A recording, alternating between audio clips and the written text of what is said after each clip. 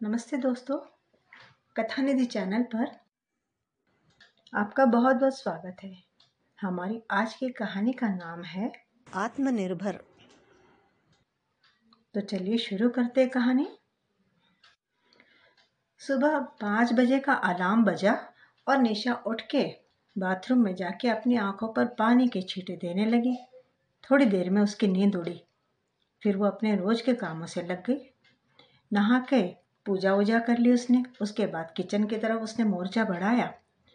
ये उसके रोज का ही रूटीन था।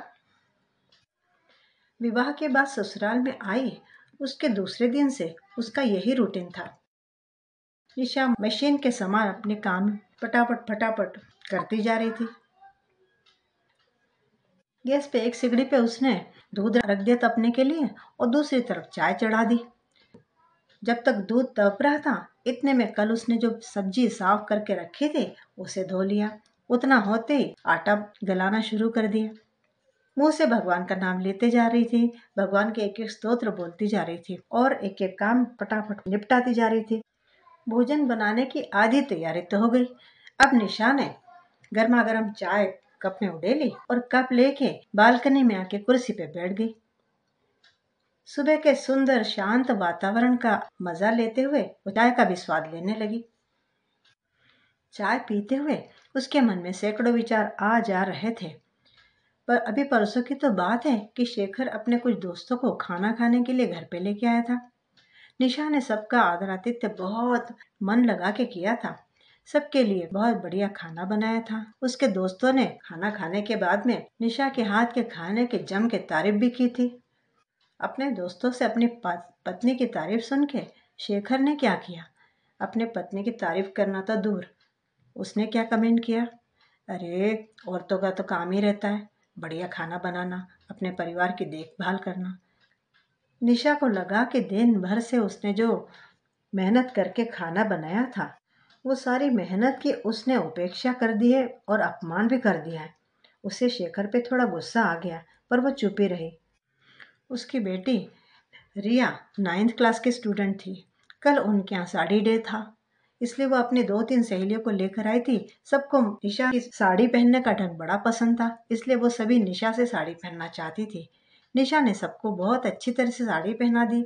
उनकी हेयर स्टाइल भी बढ़िया जमा दी। रिया की सारी फ्रेंड्स बड़ी प्रसन्न हो गई और अपने मन से उसको धन्यवाद दे रही थी। लेकिन रिया बिल्कुल अपने बाप पे गई है। कहने लगी, उसमें क्या खास बात है, माँ तो घर में ही रहती है, उसे दूसरा क्या काम है और उसमें इतना प्रशंसा करना जैसा क्या है, साड़ी तो माँ रोज ही पहनती है, इसलिए उसने पहना दी हमको साड़ी ठीक से। इतना कह के रिया अपनी सहेलियों के साथ चली भी गई। निशा उदास मन से दरवाजे में बैठी थी। इतने में राज, निशा का बेटा जो अब कॉलेज के फर्स्ट ईयर में था, वो घर पे आ गया। माँ को ऐसे बैठे हुए देखकर उसने ये न पूछा कि माँ को क्या हुआ है, बस घर पे आते ही किचन में घुसा। पानी पीते हुए बोला, माँ मुझे बहुत भूख लग रही है, जल्दी से खाना परोस दो। निशा ने कहा, अरे अभी खाना बनना है। ये सुन के राज चौंक गया। माँ तुम तो घर में रहते हो ना, सिंपल सा खाना भी नहीं बनाया, उसमें तुमको तकलीफ पड़ती है क्या? निशा वैसे ही मन में उदास और गुस्सा हो रही थी। उसके मुंह से निकल गया, राज बहुत बोल दिया तूने। हाँ, एक दिन तुम्हें समय पे खाना नहीं मिला तो इस तरह से बात करता है माँ से। निशा आज अपने दोनों ही बच्चों के व्यवहार से बहुत दुखी हो गई थी। अपनी आंखों में आए हुए आंसू को जैसे तैसे छुपाती हुई वो अपने रूम में चले गई। ये सब जब हो रहा था उस समय उसके सास और ससुर दोनों ही वहीं पे बैठे हुए थे, लेकिन दोनों ने एक शब्द से भी किसी को भी कुछ नहीं कहा था। निशा को ये सब जैसे जैसे याद आ रहा था तो उसे और भी रुलाई आ रही थी। वैसे देखा जाए तो आज तो निशा का बर्थडे था, लेकिन घर में किसी एक भी पर्सन को ये याद नहीं रहा था कि उसको विश तो कर दे। हर कोई अपने अपने काम में बिजी। निशा सोच रही थी, मैं तो घर में हर एक के लिए दिन रात खटती रहती हूँ, लेकिन इनमें से एक को भी मेरे इतने महत्वपूर्ण दिन की याद नहीं। मैंने आज तक इनमें से किसी से भी क्या एक्सपेक्ट किया है? जो जैसा है वो ऐसा मैंने स्वीकार कर लिया। किसी चीज़ का मैंने किसी से जिद नहीं की, किसी चीज़ के लिए आग्रह नहीं किया। फिर भी सास ससुर तो छोड़ो, मेरे पतिदेव और बच्चों को भी मेरे इतने खटने की जरा भी परवाह नहीं है। अपने परिवार के लिए कोई व्यक्ति अगर कष्ट उठाता है तो क्या उसका कोई महत्व नहीं रहता? मेरा दिन रात इनके लिए खटना, इनके लिए कोई मायने नहीं रखता। मैं कुछ करती हुई ऐसा लगता ही नहीं इन लोग को। उस दिन रिया को उसके पापा बता रहे थे परावलंबित्व का अर्थ। शेखर ने मेरा ही उदाहरण दिया रिया को। क्या बोलने लगे, जो व्यक्ति कोई काम करता नहीं है और जो पूरी तरह से दूसरों पर निर्भर रहता है, ऐसे व्यक्ति को परावलंबी बोलते हैं। जैसे उदाहरण के लिए तुम्हारी माँ। मैं हूँ परावलंबी? मैं शेखर पे, घर के किसी भी व्यक्ति पर निर्भर हूँ क्या? है क्या ऐसा? निशा खुद के विचारों में डूबी हुई थी। निशा एक पढ़ी लिखी स्त्री थी, लेकिन अपनी पारिवारिक जिम्मेदारियों को समझते हुए वह अपनी डिग्रियों को भूलकर पूरी तरह से एक गृहिणी का जीवन जी रही थी। वैसे निशा का परिवार अच्छा संपन्न था। घर में सास ससुर थे। बड़ा लड़का उसका राज, जो अभी इसी साल कॉलेज में जाने लगा था, और रिया 9वीं क्लास की स्टूडेंट थी। शेखर उसका पति कॉरपोरेशन में अच्छी ऊंची पोस्ट पे था। ऐसे इन लोग का 6 व्यक्तियों का परिवार था। लेकिन निशा के साथ 5 मिनट भी कोई बोले, इतना किसी के पास भी समय नहीं रहता था। कभी कभी इन सब के इस व्यवहार का निशा को बड़ा टेंशन हो जाता था, लेकिन अपने मन का दुख वो कभी किसी के सामने आने नहीं देती थी। निशा अपने आप में खोई हुई थी। इसी से मैं उसके ससुर उसके सामने आके बैठ गए। अरे बाबूजी, आप कब उठे? बैठिए आप, मैं चाय लेके आती हूँ आपके लिए। रुको निशा, मुझे तुमसे थोड़ी बात करनी है, उसके ससुर ने बोला। ये सुन के निशा सब कुछ आते हुए कुर्सी में बैठ गई। निशा बेटी, क्या हो गया? किस ख्याल में, कौन से विचारों में इतनी डूबी हुई थी? कुछ नहीं बाबूजी, ऐसी। बेटी, मैं तुम्हारा पिता भले ही न हूं, लेकिन तुम्हारे पिता से कहीं कम तो नहीं हूं। निशा ने स्वीकारोक्ति में गर्दन हिला दी। बेटी, आज तक तुम इस घर के लिए बहुत करती आ रही है। यहाँ तक कि तुमने अपने खुद के सपने, तुम्हारी इच्छाएं, तुम्हारी आकांक्षाएं, तुम्हारा एजुकेशन, सब कुछ एक तरफ रख के तुम एक जिम्मेदार, कर्तव्य दक्ष गृहिणी, गृहस्थीन बन के हमारे घर में रहती आ रही हो, क्योंकि तुम अपने परिवार की तरफ पूरी तरह से समर्पित हो इसलिए। लेकिन निशा बेटा, इस सब के बीच में तुम खुद कहाँ हो? तुम खुद तो गायब ही हो गई हो इसमें से। तुम्हें नहीं लगता ऐसा? निशा ने बाबूजी की तरफ देखा। सोचा, मेरे कुछ न कहते हुए भी मेरे मन में जो चल रहा था बाबूजी ने पहचान लिया। सोचते हुए निशा की आंखों में आंसू भर आए। बाबूजी, आप सब लोग मेरे ही तो हो। मैंने अगर आप लोगों के लिए कुछ किया है तो उसमें ऐसा क्या खास है? और वैसे भी फुल टाइम गृहिणी बन के रहने का निर्णय भी तो मेरा ही था। बिल्कुल ठीक है निशा, तुम्हारा गृहिणी बनने का निर्णय तो तुम्हारा ही था, लेकिन तब की परिस्थिति और आज की परिस्थिति बहुत अलग है। तब तुम्हारे बच्चे दोनों छोटे थे। मैं और तुम्हारी सासू माँ, हम दोनों खेत पर रहते थे। शेखर को उसके काम से जरा से भी फुर्सत नहीं होती थी। लेकिन अब तो सब कुछ बदल गया है। तुम्हारे बच्चे बड़े हो गए। और बेटी, आज तुम्हारा जन्मदिन होते हुए भी सुबह से तुमने कितने ही काम निपटा लिए हैं, लेकिन घर में किसी को याद है कि आज तुम्हारा जन्मदिन है? किसी ने तुम्हें शुभकामनाएं दी है? इसी का तुझे कहीं ना कहीं तो बुरा लग रहा है ना? अब निशा के लिए दूसरा धक्का था। इसका मतलब बाबूजी आपको? हाँ बेटा, मुझे ध्यान में है, मुझे याद है। लेकिन मैं ये सोच रहा था कि कोई ना कोई तो मुझसे पहले तुम्हें शुभकामनाएं दे दे, फिर मैं दूंगा। तुम सबके लिए इतना करती हो, उन्हें भी तो उनकी जिम्मेदारी समझ में आनी चाहिए कि नहीं? या जैसा ये सब चल रहा है ऐसे ही चलने देने वाली हो तुम? निशा, तुम बहुत होशियार हो। तुम डबल ग्रेजुएट हो, मास्टर्स डिग्री है तुम्हारे पास में। तुमने अपने सपने, अपनी पढ़ाई साइड में रख के पूरी तरह से अपने घर गृहस्थी पे ध्यान केंद्रित किया है। ये तो किसी को दिखता ही नहीं। तुम घर में रहती हो तो सबको ऐसा लगता है कि तुम बैठी रहती हो। और उस दिन तो मैंने साफ साफ शेखर के मुंह से सुन ही लिया कि वो तुमको सबके सामने परावलंबी जीव कहता है। बेटा माफ करना मुझे, तुम्हें दुखाने का मेरा उद्देश्य नहीं है, लेकिन आज मुझसे रहा नहीं गया इसलिए कह रहा हूँ।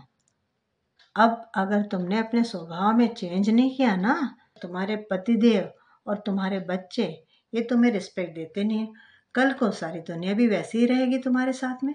तुम्हें क्या लगता है तुम सच में परावलंबी हो? जिन बच्चों का हाथ पकड़ के तुमने उन्हें पढ़ाई लिखाई करवाई, उन्हें भी आज तुम ऐसा लगते हो कि घर में आराम से बैठी रहते हो, कुछ नहीं करती।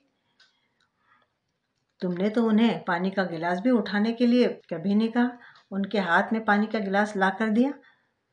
हमेशा ये कहते रहे कि बच्चे हैं, छोटे हैं।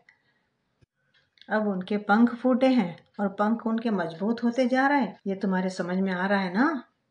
आज तो वे कोई सा भी काम अपने हाथ से नहीं करते हैं। कल अगर पढ़ाई के लिए उन्हें बाहर कहीं जाना पड़ा तो बताओ, तुम उनके साथ जाओगी क्या? दोनों के साथ तो तुम जा नहीं सकोगी, और गई तो यहाँ कौन देखेगा? क्या करेंगे वो लोग बाहर जाके? खुद का पेट भर पाएंगे? 4 दिन भी बाहर नहीं टिक सकते वो। तुम्हें चलेगा ये? निशा, तुम एक बेटी रही, बहन रही, पत्नी हो, माँ हो, बहू हो, कितने सारे नाते संबंध से तुम घिरी हो, लेकिन ये मत भूलना कि इन सबसे पहले तुम एक स्त्री हो। आज अगर तुम अपने खुद के लिए कुछ नहीं करती हो तो कल कोई भी तुम्हें आके यही बोलेगा। और तुम्हें क्यों, तुम जैसी सभी स्त्रियों को जो पूरा घर की धुरी है, उन सभी स्त्रियों को सभी लोग बोलेंगे ये तो परावलंबी है। वास्तव में देखा जाए तो गृहिणी के ऊपर पूरा घर निर्भर रहता है, और परावलंबी तो घर के बाकी लोग रहते हैं, वो सब गृहिणी के ऊपर निर्भर रहते हैं। फिर भी तुमने देख लिया कि शेखर ने रिया को तुम्हारा उदाहरण दिया था, लेकिन तुमने एक शब्द भी नहीं बोला उसके विरोध में। अब तो निशा को चक्कर आना ही बाकी था। वो सोच रही थी कि ससुर जी ने सब कुछ सुना है और उन्हें हर चीज का एहसास है कि घर में किस तरह से उसके साथ में व्यवहार करे सब लोग, इस बात का उन्हें एहसास है। निशा तुम्हें बताओ, जब मेरी बहू खुद आत्मनिर्भर है, इस बात का किसी को एहसास नहीं करा देती, तब मैं क्या बोलूं? मुझे सब कुछ दिखता है, सब कुछ सुनता हूं मैं, लेकिन तुम कब आवाज उठाओगी ये मैं सोच रहा हूँ। निशा देखो, मैं बड़ा हूँ इसलिए तुम्हें बता रहा हूँ। आज मुझसे रहा नहीं गया इसीलिए मैंने बोला। अब इसके आगे तो भी ध्यान रखो और खुद को परावलंबी समझना छोड़ दो। जरा अपने अंदर की स्त्री शक्ति को जगाओ और दिखा दो अपने परिवार को कि स्त्री तुम अबला नहीं हो, तुम परावलंबी नहीं हो, बल्कि तुम पर सारा घर अवलंबित है। नहीं तो ये हमेशा तुम्हारे मन में ऐसा ही रहेगा और तुम मन ही मन कुढ़ती रहोगी। बेटा हमेशा खुश रहो, प्रसन्न रहो और साथ ही आयुष्मान रहो। अब तुम्हें खुद ही यह तय करना है कि जो घर में हमारे चल रहा है वो बदलना चाहिए कि नहीं। फिर वो कुर्सी से उठते हुए अंदर जाते जाते उसे सुनाई दे इस तरह से बोलते हुए चले गए, देखो अगर तुमने तय किया तो तुम आज भी दिखा सकती हो कि तुम खुद अपने आप में एक पूर्ण स्त्री हो। तुम परावलंबी न होकर आत्मनिर्भर स्त्री हो। मेरे आशीर्वाद हमेशा तुम्हारे पीछे संबल बने रहेंगे बेटा। सुन के निशा कुछ देर और बैठी रही, सोच में पड़ी हुई। उसके बाद में उसने मन ही मन एक निश्चय किया और उठ गई। फिर आगे अपने कामों में लग गई। मामा मेरा गॉगल कहाँ है, प्लीज जरा ढूंढ के दो ना। निशा का बेटा राज उसे आवाज दे रहा था। निशा, ओ निशा, मेरा नया शर्ट नहीं दिख रहा है, कौन सी जगह रखा है? अलमारी में, जरा अंदर आओ, फटाफट ढूंढ के दो मुझे, मुझे ऑफिस में जाने के लिए देर हो रही है। शेखर बेडरूम में से चिल्लाए, बहू रानी जरा चाय दोगी क्या मुझे? ससुर हॉल में आते आते बोले। उसी समय उसकी सासू माँ भी अपनी जप माला लेके पूजा घर में जाते जाते उसको बोली, मुझे भी एक कप चाय दे देना रे। अरे माँ, मेरी मैथ्स की किताब कहाँ है, मुझे स्कूल जाने में देर हो रही है, रिया आई पूछते हुए। इस सब के बीच में निशा आज एकदम आराम से जो काम कर रही थी उसी पर अपना ध्यान केंद्रित करके काम किए जा रही थी। सबकी आवाज उसके कानों में पड़ रहे थे, लेकिन आज निशा ने खुद से एक प्रॉमिस किया था इतनी देर तक आवाज देने के बाद भी निशा किसी के भी आवाज को प्रत्युत्तर नहीं दे रही थी या किसी की भी मदद करने के लिए दौड़ के नहीं आ रही थी। तीनों चारों लोग उसे आवाज देके परेशान होके खुद ही अपने अपने काम कर रहे थे। सास ससुर देख रहे थे कि चाय कब मिलती है, लेकिन फिर थोड़ी देर में उन्होंने सोचा निशा किसी काम में बिजी होगी, इसलिए फिर उसकी सासू माँ किचन में गई। क्यों निशा, कहाँ ध्यान है तुम्हारा? सब तुम्हें आवाज दे रहे, तुम अपने ही काम में लगी हो। निशा ने उनकी बात को भी सुन के अनसुना कर दिया। निशा ने कोई जवाब न दिया। ये देखकर उन्होंने अपना और बाबूजी के लिए चाय गर्म करके ले ली और फिर हॉल में जाते जाते वे अपने पतिदेव से बोली, सुनिए जी, मुझे लगता है कि निशा की आज तबीयत ठीक नहीं है। इतने में शेखर भी तैयार होके बाहर आया। फिर अपनी बेटी को आवाज देने लगा, रिया, हो गया तुम्हारी तैयारी? चलो जल्दी से करो, तुम्हें क्लास में छोड़ते हुए मैं आगे निकल जाऊंगा। हाँ पापा आई, बस 5 मिनट। इतने में ही निशा पोहे की प्लेट्स लेके हॉल में आ गई। उसने किसी की तरफ ध्यान न देते हुए टेबल पे सबके लिए प्लेट्स रख दी और फिर किचन में चली गई। शेखर और उसके सास ससुर उसके तरफ देखते रह गए। 2 मिनट के बाद में निशा की सासू माँ उठी और उन्होंने सबके हाथ में प्लेट्स थमाई। फिर बोलने लगी, शेखर, अरे निशा को हो क्या गया है? सुबह से देख रही हूँ मैं, किसी से भी बात नहीं करी वो, ना ही तो किसी की आवाज पे प्रत्युत्तर ही दे रही है।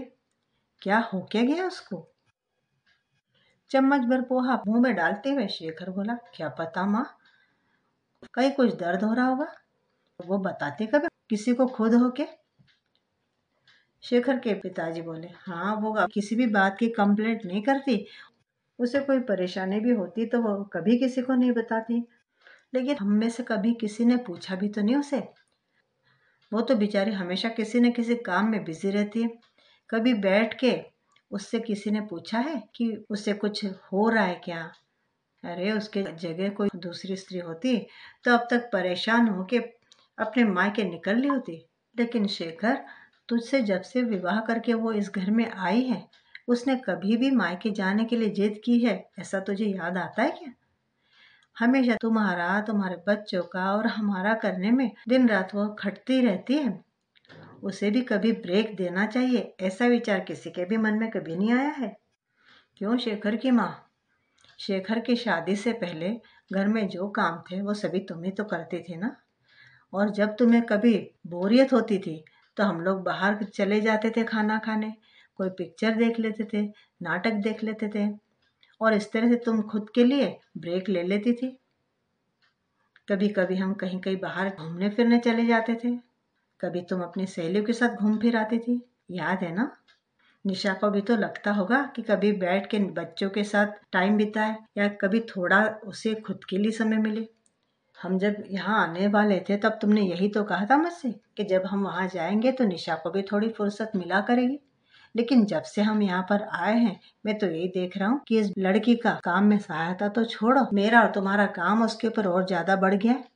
अरे तुम खुद एक स्त्री हो, उसके मन की भावनाएं तुम्हें ना समझनी चाहिए? कभी तुमने देखा है कि वो खुद के लिए 5 मिनट भी आराम से बैठी है? और शेखर, तुमने जब से उसके साथ शादी की है, उसकी झोली में 2 बच्चे डालने के बाद तुम्हारा कर्तव्य खत्म हो गया? शेखर और उसकी माँ दोनों ही विचार में मग्न होके नीचे देख रहे थे। तभी रिया जोर जोर से चिल्लाती हुई बाहर आई, अरे पप्पा, दादी, दादा, आपको मालूम है कि आज क्या है? शेखर ने उत्सुकता से पूछा, क्या है? रिया ने चहकते हुए कहा, पप्पा, आज माँ का बर्थडे है। मुझे लगता है इसीलिए वो अपने ऊपर गुस्सा हो गई है, क्योंकि हम में से किसी ने भी तो उसको हैप्पी बर्थडे नहीं बोला है ना। सुन के शेखर ने माथे पे हाथ मार लिया। अरे अपने काम के चक्कर में मैं भूल ही गया हूँ। सासू माँ भी कहने लगी, अच्छा ऐसा है, इसीलिए वो आज चुप बैठी है, बात नहीं करे किसी से। बाबूजी बोले, अरे क्या फर्क पड़ता है, उसका बर्थडे है या ना हो, घर के सारे काम तो उसी को करने हैं ना। उसका बर्थडे इसलिए क्या तुम में से कोई भी उसे थोड़ा भी आराम देने वाले हो? थोड़ा भी रिलीफ दोगे उसको किसी काम में से? सुबह से देख रहा हूँ वो किचन में ही है, कोई उसके लिए 1 कप चाय बनाए किसी ने? या किसी ने पूछा तुमने चाय ली क्या? इतना पूछा भी क्या?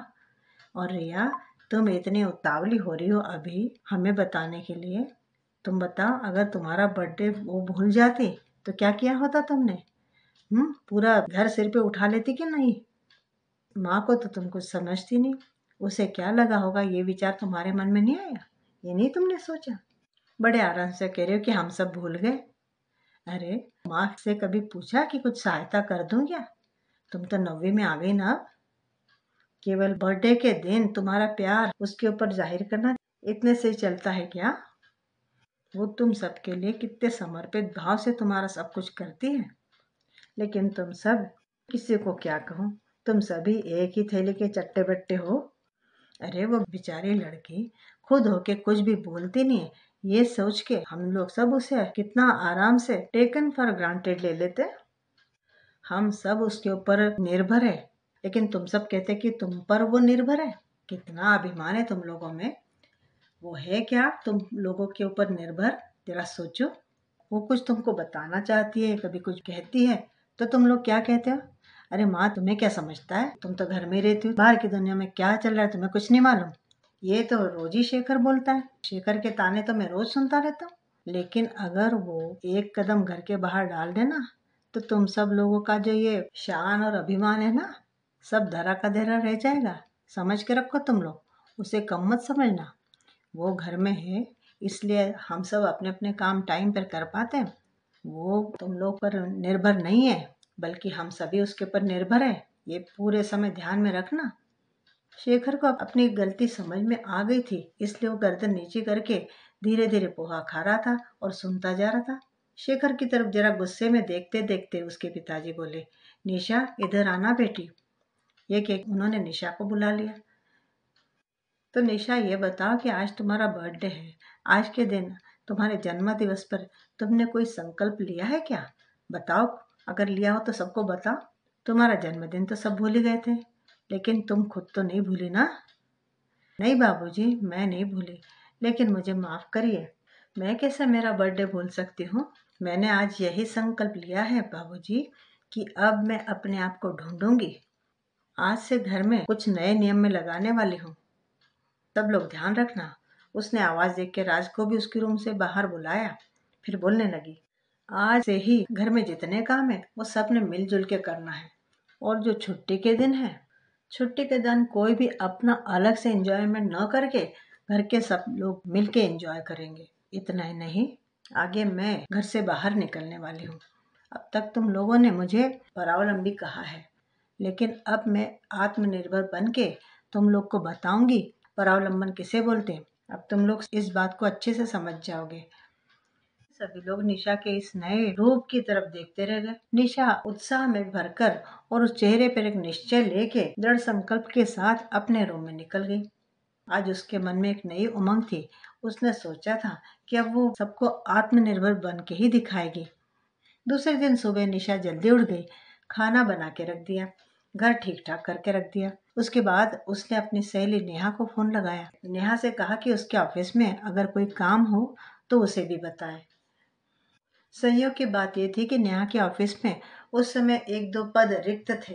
नेहा ने तुरंत ही अपने बॉस से बात करके निशा को फिर से फोन लगा दिया कि इंटरव्यू के लिए 11 साढ़े 11 तक आ जाना ऑफिस में। निशा ने सुना तो उसे बड़ी खुशी हो गई। वो भी जल्दी जल्दी तैयार हो, उसने अपने ससुर जी की तरफ देख के इशारा कर दिया और निकल गई बाहर। ससुर जी को उसकी सारी तैयारी देख के बड़ी खुशी हो रही थी। निशा 11 बजे ही ऑफिस में पहुंच गई नेहा के, और निशा का इंटरव्यू भी अच्छा हुआ। बॉस ने उसी समय उसका जॉब के लिए सिलेक्शन कर दिया। आज निशा बड़ी खुश थी, क्योंकि अब वो खुद के लिए कुछ करे, खुद की जिंदगी थोड़ी जिएगी।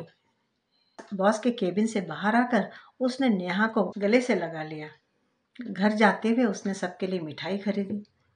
शाम को सब लोग बैठे थे हॉल में, उस समय निशा बाहर से आई और उसने सबको मिठाई खिलाई।